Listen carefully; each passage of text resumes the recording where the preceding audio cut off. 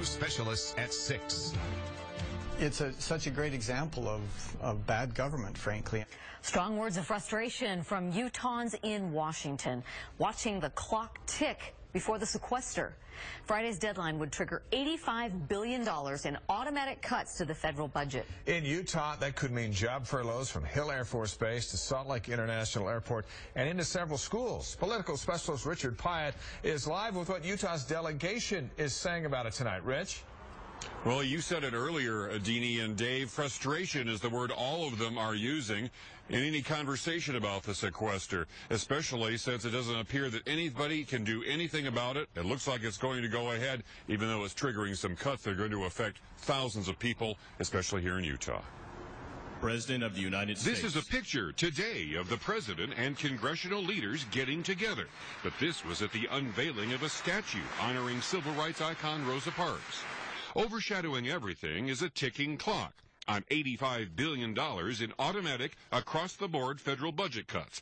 And from Utah's elected leaders in Washington, there is frustration. In Washington, I would say the congressional leadership of both parties is guilty of playing a blame game right now and really not trying to solve the problem. In Utah, those cuts could force job furloughs among civilians at Hill Air Force Base. Jobs could be affected at Salt Lake International Airport, in the control tower, and TSA agents. Also among some teachers, food inspectors, and more. But former Senator Robert Bennett says the long-term impact is on the economy.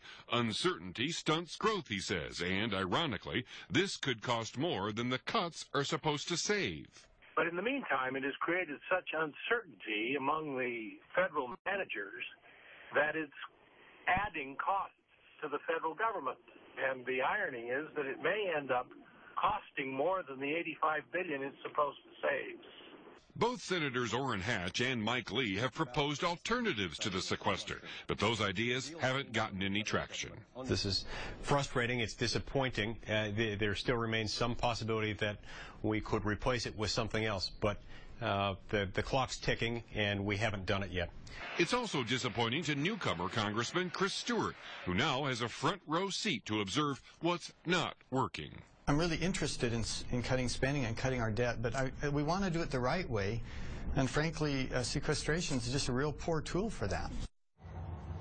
Well, some people have very strong words about the sequester, even going so far as to calling an example of government failure. Our congressional leaders are all meeting. They're very in touch with leadership on what they're proposing to do about it and what's happening. But quite frankly, there's little else they can do at this point, Deanie. Yeah, it's a waiting game until the two leaders get together. Thanks, Rich. That's right.